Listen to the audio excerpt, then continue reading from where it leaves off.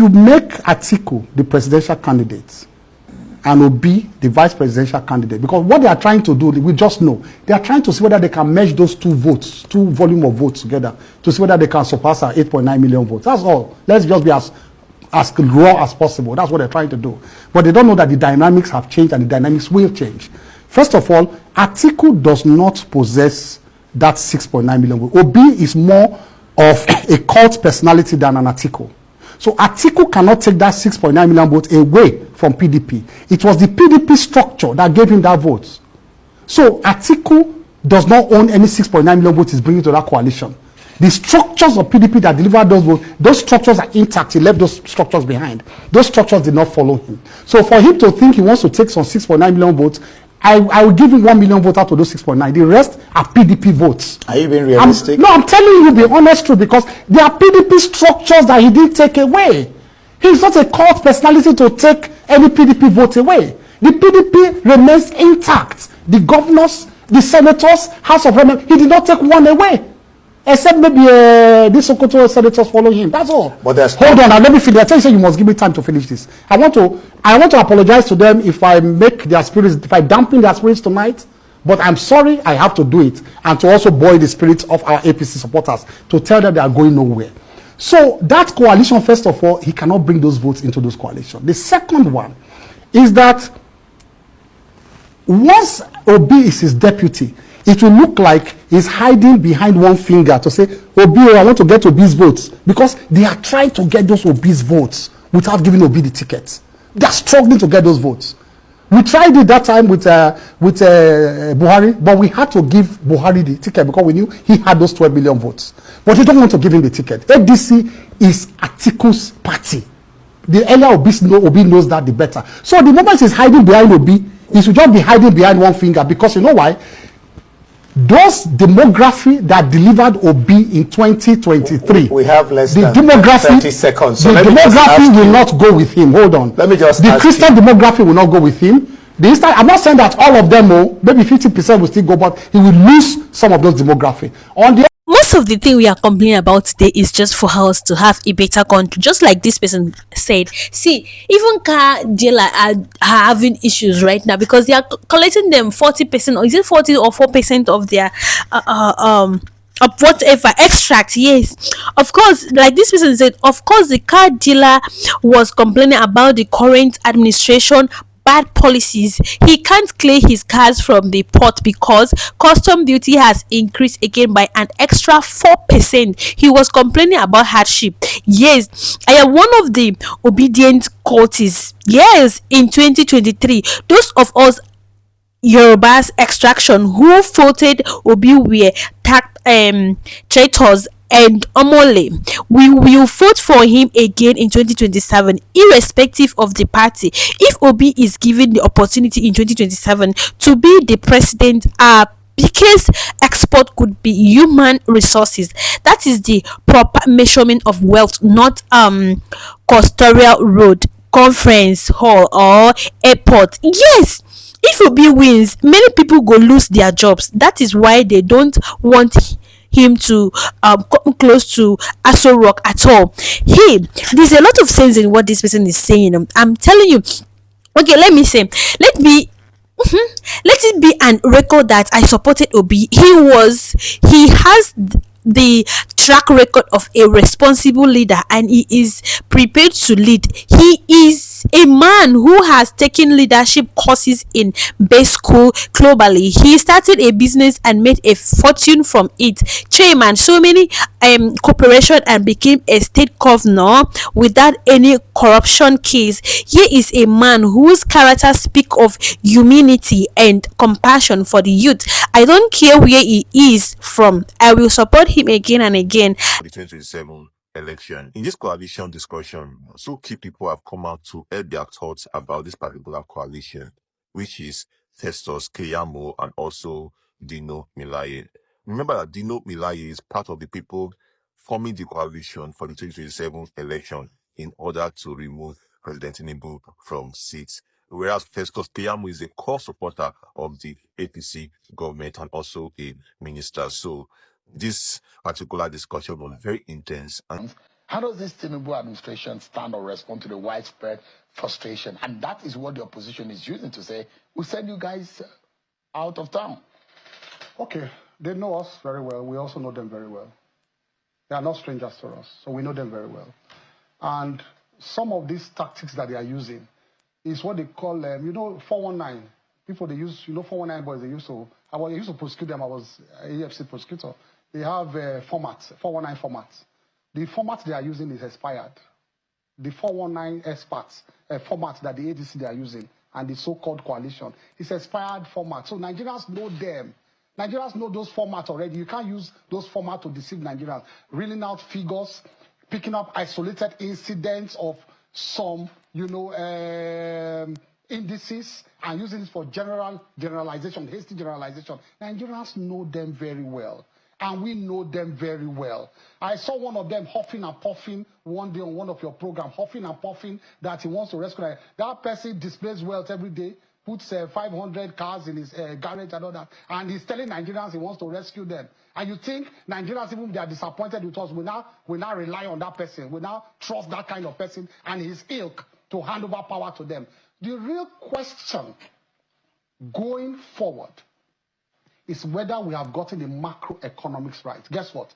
It is the macroeconomics that will now lead to more jobs, to pulling down inflation. The inflation rate is coming down. The naira has been steady. The exchange rate has been steady. Foreign reserves are rising.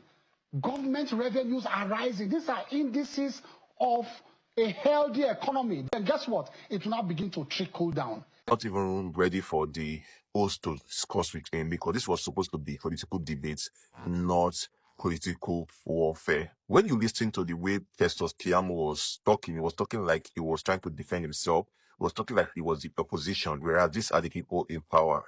But clearly, he's fully in support of the APC government, which is one of the ministers. But let us go deep into that. Let us focus on the statement he made during that particular interview. During that interview, Festus Keyamo made one shocking statement. And I was asking myself, is it that I am not in Nigeria or I am somewhere else? He said that things have started happening. The economy of Nigeria is good. But the statistics brought out to us on live TV or anywhere, that these statistics shows that Nigerian economy is changing drastically for the good. But why is it that the common man or the people in the country are not really feeling this change? You still find high rise of goods in the markets. You still find high rise of security. You still find issue of people not able to feed 3 times in a day. These are people that normally can feed themselves 3 times in a day. I know that some of them don't have what they are doing, just that the money they get from what they are doing is not enough for them to purchase anything because of the inflation rates in the country. But this man can stay on national TV and tell us that the economy has changed. And what made me laugh, which was very, very funny, is that they're telling us that based on that statistics that was brought out, that later the citizens will start feeling the impact of those statistics. Is this really realistic? Because from my own take, as educated I am, I can understand that when you bring out statistics, it reflects the reality. Or is this a statistics for the future? Because one, they used to have what they call a futuristic statistic, like, okay, in the year 2030, the economy is going to grow from 1% to 2%. Unemployment rate is going to reduce from 50% down to maybe 10%. So is this a futuristic statistics, or is this statistics based on what's happening now? Because if these statistics given by the old national TV or the statistics we get on daily basis by this particular government is based off of what's happening right now, meaning these people are lying. Yes, these people are lying, because I cannot agree to a statistics that is telling us that we are living a good life in Nigeria, whereas the reality on ground is that hunger is on the rise. People are begging on the streets on a daily basis. So I would like to know your thoughts in the comment section below. Do you think that these statistics made by this man in that particular video is realistic, or you think that it is not realistic? Do you think that the APC government has actually done good for us over the time of their tenure in office? Let me know your thoughts in the comment section below. And also, before we continue with the video today, because we still have more to discuss, I would like you to kindly click on the subscribe button, like this video and also share this video to your loved ones. Another statement made by Festus Keyamo. Sorry, I'm going too deep into this, but I need to make analysis of what this man is saying because this man is just lying to us. Another statement made by Festus Keyamo is this. He said that the ADC coalition is something we have seen before now. And he went further to say that currently, if Taubi comes as VP of Atiku, that Taubi is not going to win that particular 2027 election. He cannot have anything to defeat President Tinubu because, first of all, he said that die-hard fan that Peter Obi was having, which is the Christian die-hard fan, Peter Obi is not going to get it again. But he's trying to forget something that a Peter Obi we know will not come in as a VP. We should know that yes, Atiku can also come as a VP because Atiku has already gone 2 terms as a VP, so he cannot come back again as a VP. So he has to come as a president. If at all he has to feel we need to run in the 2027 election. But the Taubi we know will not come out as a VP, which definitely Nigerians will not even be happy with him if he comes out as a VP. And yes, Festus Keyamo is right for that statement he made. If Peter Obi comes as the VP of Atiku in the 2027 election, it will be very hard for Peter Obi to win that election. Or is it very hard for PDP as a party to win that election? Yes, it is very, very hard. And based on statistics and everything, basically, President Tinubu could or will be re-elected into power. Because at that time, the diehard fan of Peter Obi, most of them will not want to vote on Atiku because Atiku is not someone a lot of people want to work on with.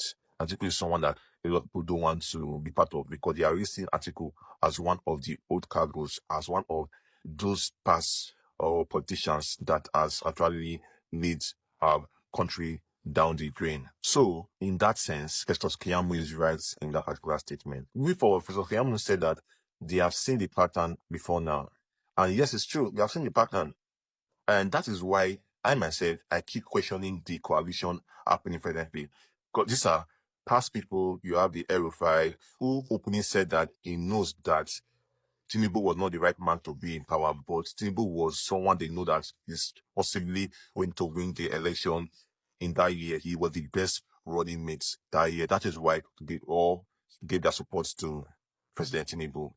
So is that kind of man worthy to form a coalition that is going to defeat President Tinubu? I want to know your thoughts in the comment section below. Dino Milai is another person in that coalition. This is someone that I've been seeing flaunting his work on social media on a daily basis. You can see him parking a lot of cars in his compound and flaunting work up and down. It's where people say that he got being a senator. As a senator, when he was a senator, when Dino Milai was a senator, can you tell us one key thing he did in his constituents in Benue State? If you can tell us one thing he actually did in his constituents in Benue State, and is going to make him feel like, yes, that is already one person out of that coalition also, one bad egg. So, now come to the one of them again. While looking at Atiku also, this man is not a man of good tidings, which I've already talked about before. He's a man that is there for a selfish interest. And people are saying the shortage of 24 hours electricity today is tied towards Atiku because they say that he's the owner of the Vulcano generator. And in order for him to keep producing and selling his generator in Nigeria, the electricity issue in Nigeria has been affected tremendously, and that is why you could say that the electricity issue in the country is not very, very good. I really don't know. This is hearsay. I can't say what I don't know. So I don't have facts about that, but these are words on the streets. So let me know your thoughts in the comment section below. You think that this coalition group of people are the best fit for the country right now? You think that these guys are the guys that can take Nigeria to a promised land? In the church of God, only those who are emotionally affected, only those who have conscience, only those who are ready to leave darkness and move to light, respond to altar calls. So ADC is an altar call. It's a national altar call. And those of us who have conscience, those of us who believe in a new order, those of us who want to see a Nigeria where we will be able to answer questions from our grandchildren, who will ask us in the next, maybe when we are 90 and toothless, that When Nigeria was getting And also is a man that is known to be a joker online, an unserious man. Do you think that this same man is going to be taken seriously to be part of coalition? I really don't think so. But let us go to the main statement itself, the main thing that I want to discuss. Dino was discussing about saying that, oh, if tomorrow is to then come and meet him and say, Grandpa, when this country was falling apart, what did you do to resurrect this country? He's going to tell them that he actually formed the coalition to resurrect this country. First of all, Dino Milai is not a saint. Dino Milai is not a saint, and I repeat that again. And it was part of the government, which I say it wasn't part of the Buhari government. It was part of the government that actually dealt with this country also.